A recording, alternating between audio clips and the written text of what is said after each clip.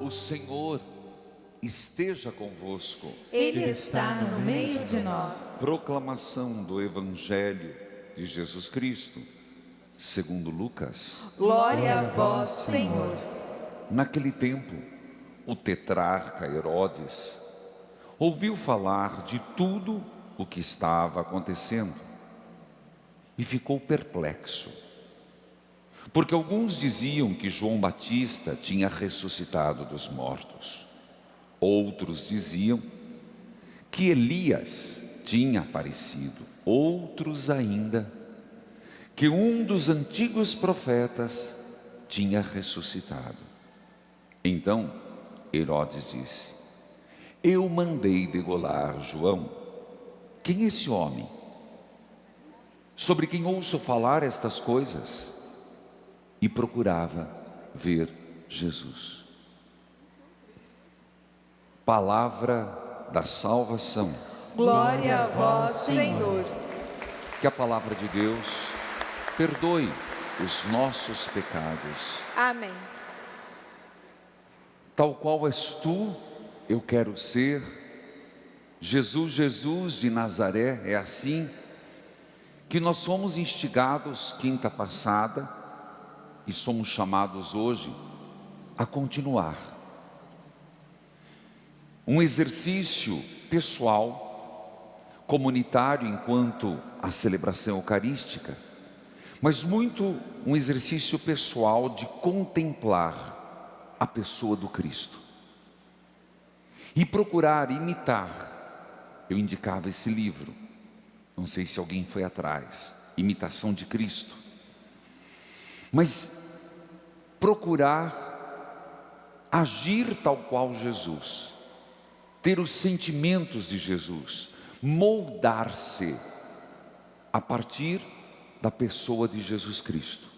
Eu estou usando a palavra pessoa repetidamente, para que não haja engano. Nós não falamos de uma filosofia, nem de projetos, e nem estamos falando de promessas de campanha.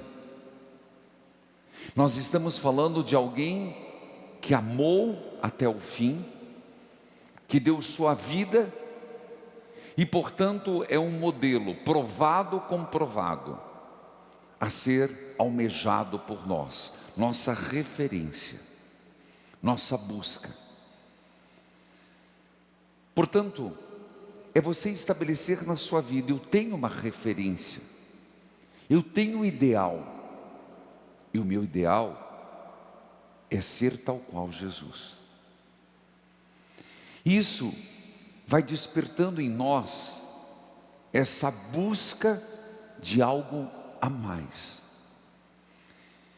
E no que se diz respeito a olhar a pessoa de Jesus Cristo,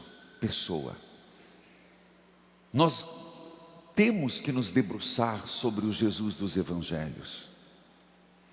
Você percebe que Herodes, o tetrarca, nós temos que pensar que existem vários Herodes, mas aqui nós estamos falando, não importa, filho de quem, com quem.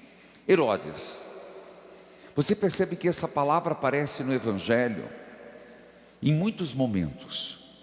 Claro, são distintos, mas sempre você vê que o rei da Judéia, que essa era a função dele, um rei condicionado, tinha dentro dele alguma coisa. Lembra que esse Herodes, ele me deixa até encabulado, porque quando foi com João Batista, ele não tinha primeiro a vontade de matar o profeta. Ele trouxe João Batista para a corte, respeitava João Batista, escutava João Batista, mas movido por uma força maior, a luxúria, movido pela paixão, movido por um momento do aniversário, provavelmente na embriaguez, celebrando o seu aniversário, o banquete de vida se torna num banquete de morte. O que começa como uma celebração do nascimento, termina com a cabeça do profeta numa bandeja. Percebe como é o ser humano? Percebe como dentro de nós, e aqui muito bem representado em Herodes, nós somos de extremos. Que se nós não tivermos um pouco de freio, de busca em Deus, de sempre melhorar, e ao mesmo tempo não é só melhorar, é bloquear as vozes que ficam no ouvido. No caso de Herodes, foi da sua concubina, algo errado que João Batista disse: não é lícito você casar com a sua cunhada, a mulher do seu irmão. E Herodíades ficou ali no seu ouvido, ficou ali falando. Por favor, eu não estou dizendo que as mulheres são assim, eu estou dizendo que aqui no caso de Herodes, foi o domínio do ouvido. Mas eu diria que nós temos muitas situações que ficam nos sussurrando. Deus quer uma coisa, e eu volto a dizer, a referência Jesus Cristo, mas nós ficamos com vozes sedutoras no nosso ouvido. Nós ficamos com essa voz de um caminho fácil.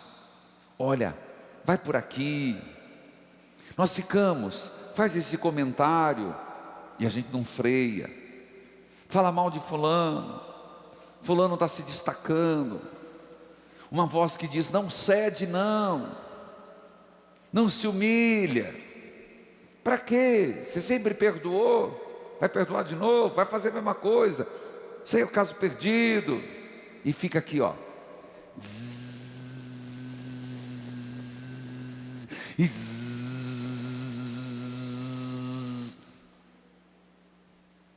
É o diabo.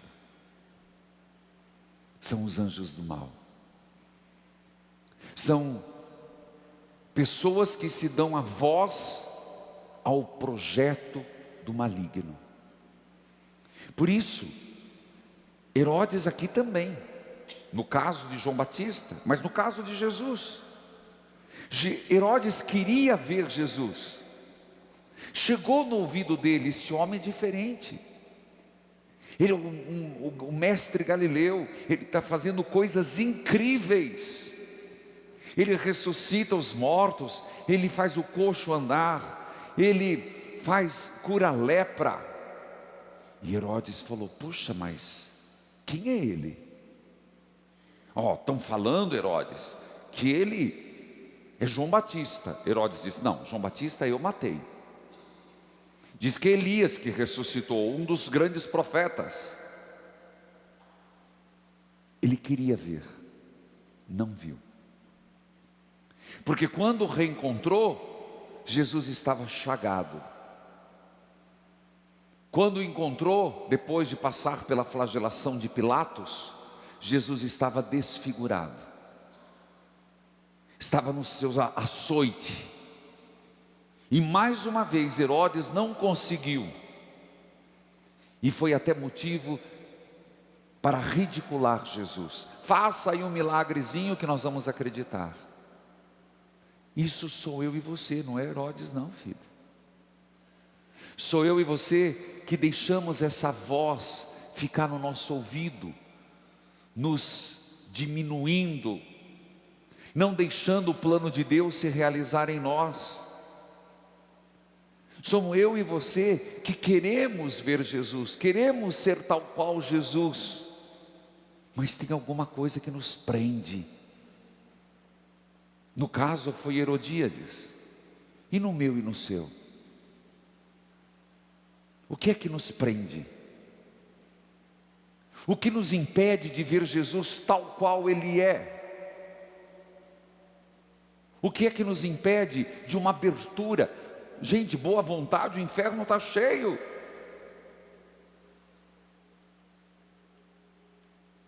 Não adianta você ter só essa ânsia, você tem que buscar.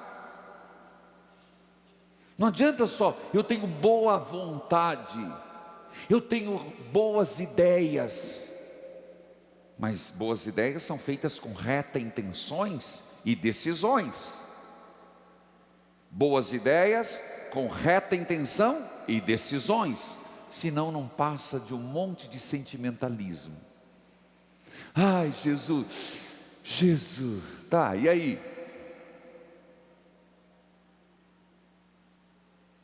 Herodes bateu na trave o jogo inteiro e não marcou gol. Não estamos no mesmo caminho? São Vicente de Paulo, que se celebra hoje, eu estava conferindo do ano 1660 por aí, um homem que teve que trabalhar consigo, viu? Minha saudação aos padres lazaristas vicentinos, às irmãs filhas da Caridade, a provincial de Curitiba, irmã Leonides. São Vicente de Paulo, da França, um homem que pregava na zona rural. Mas dizem os historiadores que pela mão de São Vicente de Paulo passou mais dinheiro do que na mão do próprio ministro da Economia da França.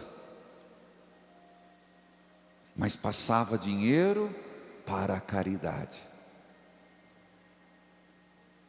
São Vicente de Paulo, de uma origem muito simples. Me veio um fato impressionante, que São Vicente, um jovem, foi para o seminário,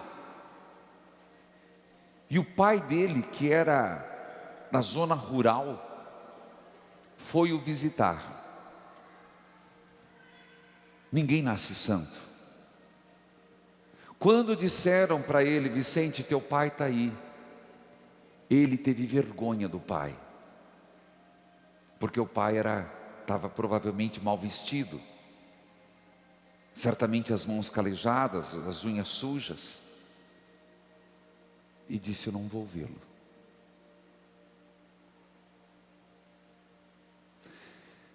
Eu conto esse fato não para diminuir a imagem de São Vicente, mas para enaltecer o que Deus fez nesse rapaz, o que Deus fez neste filho de um caboclo, no que Deus fez nas suas próprias fraquezas. Ele sim teve coragem de olhar para Jesus e dizer: tal qual Jesus eu quero ser, e foi, vencendo seus próprios limites humanos e se santificando em Jesus. Um homem que dedicou sua vida à pregação, à ajuda dos pobres, tanto que temos hoje ainda um grande legado dos vicentinos, dos asilos, dos hospitais. São Vicente de Paulo, que não só fundou os lazaristas, mas com Maria de Marilac fundou as Filhas da Caridade, Filhas da Caridade, uma vida dedicada aos órfãos, às viúvas, aos empobrecidos. Quando eu conto isso, você percebe que São Vicente cresceu o coração, e não por acaso. Quem viajou comigo nos santuários marianos, e no ano certo, pretendo fazer mais uma vez, me marcou muito. Dentre tantas coisas, terminamos na França, fomos à Rua do Bac, Nossa Senhora das Graças, do lado, São Vicente de Paulo. Mas ali, do lado, na mesma capela, onde apareceu Nossa Senhora, está o coração de São Vicente. O coração dos pobres, o coração da caridade, o coração de quem pulsou muito perto do de Jesus. Hoje eu vou dar 2 exemplos, um positivo e um negativo. Vamos deixar de ser Herodes, que esteve diante do Senhor, mas não arredou pé, teimoso, lascivo, voltado à luxúria, ou Vicente de Paulo. Eu contei um fato extremamente humano. para dizer que a nossa humanidade, a nossa fragilidade, não é um empecilho para a santidade de Deus. Deus completa, Deus ajuda quem se deixa trabalhar. Hoje, nós estamos diante de Jesus, segundo dia da quinta-feira eucarística. Então, por que não apresentarmos Jesus e dizer: Senhor, eu retomo o meu propósito, quero cada dia ser mais parecido contigo. Encerro minha homilia para aproveitar um testemunho que gostaria que fosse antes da 1h, porque depois eu dou a bênção e sigo com a bênção do Santíssimo devido ao horário eleitoral. Queria convidar a Ana Lise de BH, por favor, que não vai ficar para a festa das Santas Chagas. Muitos aqui vão ficar. E eu quero lembrar, enquanto ela se aproxima, o pessoal dizendo: por que o senhor não avisou antes que o senhor vai ter um encontro com as mensageiras, filho? Deus vai inspirando coisas que eu não tenho controle. Agora, esse ano, aviso agora que vai ser sábado. Para o ano que vem, certamente vai ter de novo. Então, não é obrigatório. É uma forma de eu dizer: obrigado, mensageiras. Obrigado, mensageiros, por divulgarem as Santas Chagas. Ana Lise, seja bem-vinda, de BH. E você é o João Pedro. Seja bem-vindo. Por favor, seu testemunho. Então, eu sigo o padre há muitos anos e o João, ele tem 22 anos e ele já fez 33 cirurgias desde que nasceu. A cada cirurgia que passa, a gente acha que é a última, mas sempre, acho que Deus ainda tem um propósito para a gente e vem outra. Há 2 anos atrás, ele ficou muito grave, com uma cirurgia que foi mal sucedida, e ficou no CTI 16 dias. E mesmo assim, todos os dias ele entubado, em coma, eu levava a água benta do padre e passava nos lábios dele. E ele saiu. E esse ano ele teve que fazer outra, que a gente não esperava. Inclusive ele está recuperando, e ele ficou 28 dias. A gente recebendo notícias ruins todo dia dos médicos. Mas todos os dias à noite, depois que estava tudo calmo, eu falei isso no meu testemunho. Para mim não ser interrompida, eu ia rezar o texto das Santas Chagas dentro do banheiro. Na hora que estava tudo calmo, que as enfermeiras não iam entrar mais para me interromper. E eu deixava ele quietinho, ia para dentro do banheiro tomar meu banho e rezar ajoelhada dentro do banheiro. E essa água benta, ele não podendo tomar nem água, que ele estava com o pescoço todo aberto, ainda está. E eu pegava essa água toda vez, o dia todo, e passava no pescoço dele. E ele falava assim comigo: ô mãe, será que um dia eu vou sair daqui? Eu falei: vai. E o dia que você sair, nós vamos lá no Padre Reginaldo, dar seu testemunho. Nós vamos conhecer a igreja dele. E no dia que começou a novena dos enfermos, o médico que teve de manhã, me tirando todas as esperanças, chegou à tarde e falou que ele ia embora para casa, que ele ia recuperar em casa. E ele está recuperando. Eu trouxe ele ainda não tão 100% recuperado, mas eu tenho certeza que ele vai ficar bom, como ele ficou de todas as vezes. Obrigada, Padre Reginaldo. Ana Lise, obrigado você por esse maravilhoso testemunho. Que Deus te abençoe. João Pedro, não tenho nada para te dar, mas o que eu tenho é de muita devoção, meu terço. E agora juntos, vamos rezar por eles uma Ave Maria. E que o Senhor das Santas Chagas, Ana Lise, traga vocês de volta, com você completamente curado. Porque o nosso Deus tem uma especialidade, João Pedro: fazer o impossível.